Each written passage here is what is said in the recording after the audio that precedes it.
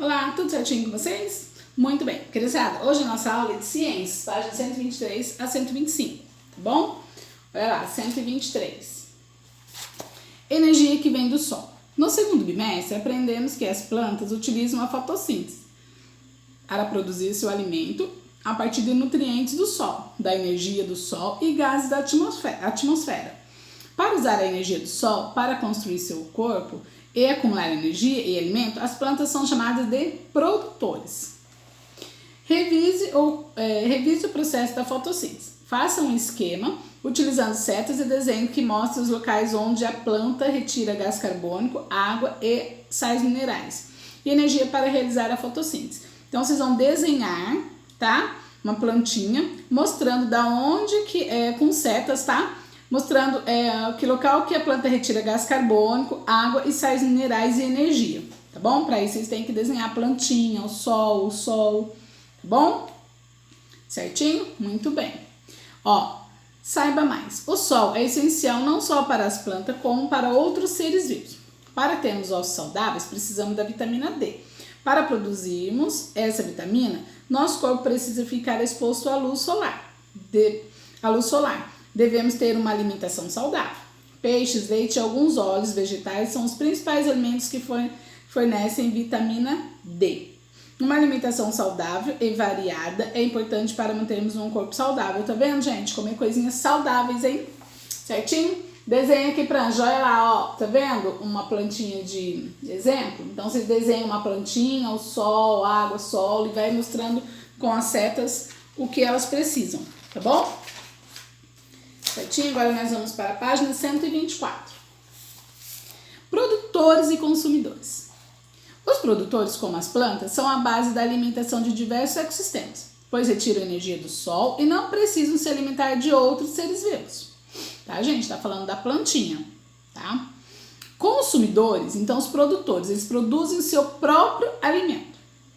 Consumidores precisam alimentar-se de outros seres vivos para adquirir matéria e energia para realizar suas atividades, como os animais. Como os animais se alimentam de plantas ou de outros animais, assim, para esse fim. Então, os consumidores, eles precisam de se alimentar de outros seres, né, para poder ter energia. E os animais, eles se alimentam de plantas, alguns, né, animais se alimentam de plantas também, tá? Chamamos a sequência de alimentação dos seres de um ecossistema de cadeia alimentar. As flechas sempre saem do ser vivo que serve de alimento e vão para a direção do ser que se alimenta do interior. Portanto, o gafanhoto come a planta, o sapo come o gafanhoto e assim sucessivamente, tá? Então, ó, aqui o gafanhoto come a planta, tá vendo? Esse aqui, ó, o gafanhoto, cadê? O gafanhoto come a planta, certo? O sapo vem e come o gafanhoto. A cobra vem. Cadê? A serpente, né? Vem e come o sapo. E a coruja vem e se alimenta da cobra. Tá bom? É assim, ó. Certo, gente? Vamos lá. A tia vai repetir, ó. Então, ó. A planta serve de alimento pro gafanhoto. O gafanhoto serve de alimento para o sapo. O sapo serve de alimento para a cobra. E a cobra serve de alimento para a coruja. E assim é uma cadeia alimentar. Tá bom? Ó, o que é no glossário? O que é matéria? Matéria é tudo aquilo que constitui um fator abiótico e biótico. A matéria que constitui os seres vivos, fatores bióticos, é composta principalmente de proteínas, carboidratos, gordura e água. Tá bom? Certinho? Então, ó, os fatores bióticos é composto principalmente de proteínas, carboidratos, gorduras e água, tá? Exercício 1. Indique na cadeia alimentar o que se pede. Os produtores com a letra P. Então, vocês vão indicar o produtor com a letrinha P, os consumidores com a letrinha C e circule o que é herbívoro. Tá? Então, vamos lá. Quem são os consumidores? Muito bem, os consumidores, né? Quem consome, né? Quem consome os alimentos, come outros seres vivos ou até mesmo plantas, né? Então, quem que é? o gafanhoto, sapa, cobra e a coruja. Vocês colocam um Czinho, que é consumidores. Esses são animais consumidores, que consomem outros seres vivos e também as plantas, que também é um ser vivo, não deixa, né? É um ser vivo, tá? Só que quem come planta são chamados de herbívoros, tá? Quem come só vegetais são chamados de herbívoros, tá bom? Então você vai circular o herbívoro. Quem é o herbívoro daí? Muito bem, o gafanhoto, isso mesmo. E quem é o produtor? Quem são os produtores? São as plantas, muito bem. Certinho, gente? Então vai ficar assim, ó. Tá bom? Agora a gente vai para a página 125. Decompositores.